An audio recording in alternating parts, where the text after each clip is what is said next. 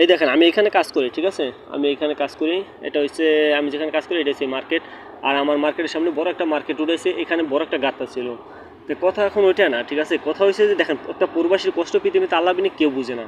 এই যে রাত কয়টা বাজে, এখন দেখেন রাত 3:30 বাজে, এখন আমাদের কাজ শেষ হয়নি, এখন কাজ করতে হইব। এত পরিশ্রমের টাকা যখন দেশে পাঠায় তখন দেশের মানুষ সেই টাকাটা ঠিক রাখতে পারে না।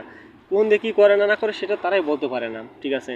আপনি মাস শেষে যখন টাকাটা পাই তখন পুরো টাকাটা যখন দেশে পাঠাই দেয়, কিছুদিন পরে যখন জিজ্ঞাসা করি যে টাকাটা কই বা কী হইলো, কী করছো, তখন সেটার জবাব কেউ দিতে পারে না, ঠিক আছে। তখন তারা বলে এমনি খরচ করছে, এমনি খরচ করে, নয়সে 15 বুঝে বাদ দিয়ে দেয় যে ঠিক আছে এটা শেষ হয়ে গেছে।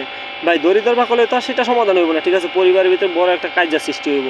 তা আমরা আসলে বলে না যে আমরা প্রবাসীরা বোকা, সেটা আমি নিজেই এখন মনে করি যে হ্যাঁ আমাদের প্রবাসীরা সত্যিই মনে হয় বোকা। যদি বোকা না হয় তাহলে হয়তো আমার মতো লক্ষ লক্ষ প্রবাসীরা আছে যে নিজে সব কিছুই পরিবারে দিয়ে লাস্ট পর্যন্ত ফোফাইবে। ভাই নিজেরা ঠিক আছে